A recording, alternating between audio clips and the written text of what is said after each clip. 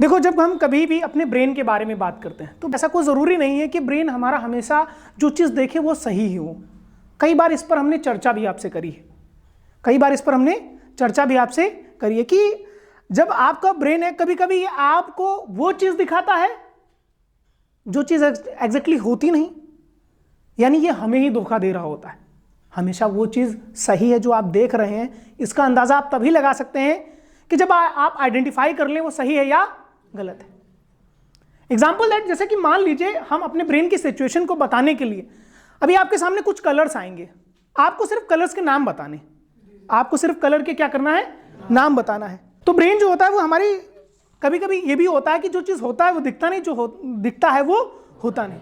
तो कहने का मतलब है ये ब्रेन कभी हमारे लिए ऐसा भी हो सकता है कि जो चीज़ वो देख रहा है वो सही नहीं हो सकता, मैं कुछ आपको पेजेस दिखा रहा हूं जिसमें आपको सिर्फ कलर के नाम बताने पड़ेंगे।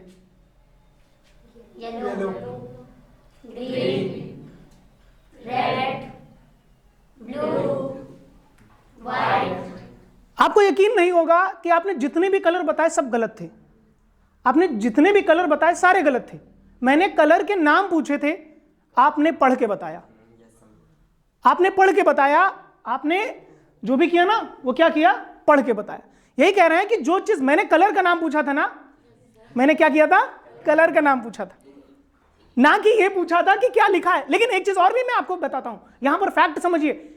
अगर कोई इलिटरेट पर्सन होता, यानी अनपढ़ होता, तो वो रंगों के नाम बताता। यदि तमिल में मैं उसको लिख देता, इस कलर की जो ये राइटिंग, अभी तो इंग्लिश में लिखा, आपने पढ़ के बता दिया ये व्हाइट कलर है, ये कौन सा है, ये वाला कौन सा है, ये वाला कौन सा है, ग्रीन, ये वाला येलो की जगह क्या लिखा है, और ये वाला क्या है, ये वाला क्या है, स्काई ब्लू।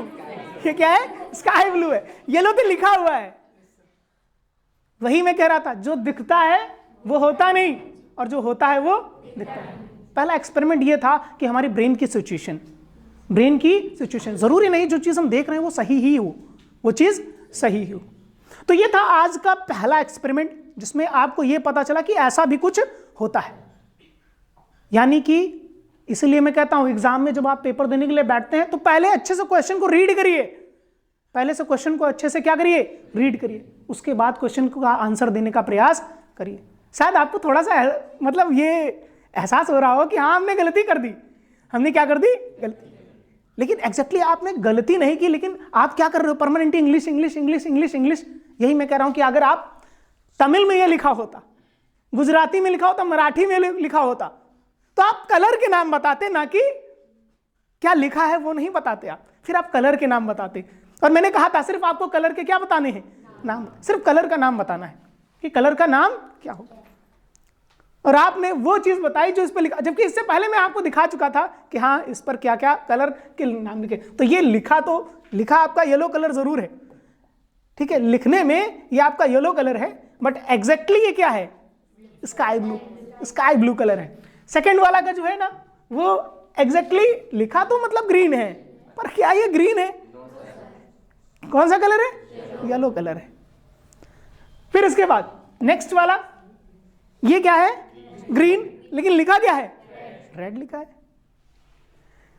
फिर इसके बाद, क्योंकि हमने किस पर ध्यान दिया, इंग्लिश पे, क्या हमने कलर पे ध्यान दिया, हमने किस पर ध्यान दिया, इंग्लिश पे, क्योंकि हम पढ़ते चले आ रहे हैं, तो इसलिए ब्रेन कभी कभी हमें उल्लू भी बना देता है।